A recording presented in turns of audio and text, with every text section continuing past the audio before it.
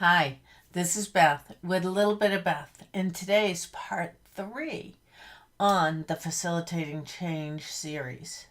So, part 1, we talked about labeling the change or naming it, being clear about it. On part 2, we talked about measuring progress.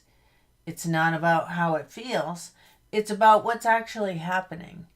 And now, on part 3, we're going to talk about the behaviors, the attitudes, and the skills that are required to participate at this next level that we're heading into. So, you've communicated to everybody that the organization is entering a new phase, right? You've explained to them that change is coming and that we're going to be doing things differently in some regards so that we can hit our goals and we can be as effective as possible. And now you are going to help them to understand what behaviors you need to have brought to the table for people to be successful operating in this new paradigm. This is a great place to help set expectations and to get people thinking a little bit differently about how they make decisions about how they spend their time, prioritize projects, engage in healthy conflict, have really tough conversations, essentially speak their truth, yet with empathy and compassion and a focus on the good of the whole. What are the leadership behaviors and attitudes and competencies that you want to see brought to the table? Identify them. Let people know what they are. Be crystal clear. And when somebody gets promoted, really be clear about why they got promoted. Not only is it their technical skill, but also it's their emotional intelligence. It's their soft skills. It's their focus. It's the way that they allow drama and chaos to roll off them as they focus on what is most important to get the organization to where it needs to be, to fulfill the goals.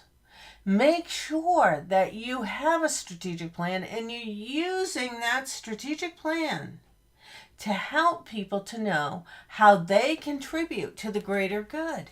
So critical, so helpful, and begin nurturing dialogue and prioritization in alignment with that strategic plan.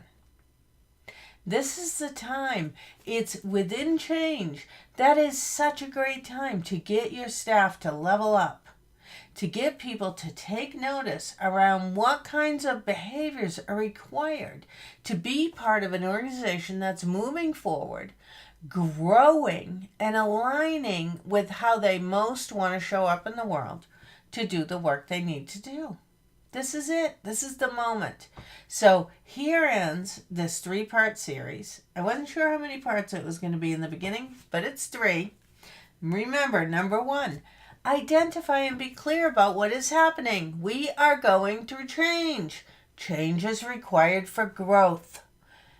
2, be clear about how you're going to measure progress and make adjustments as you go through the change process.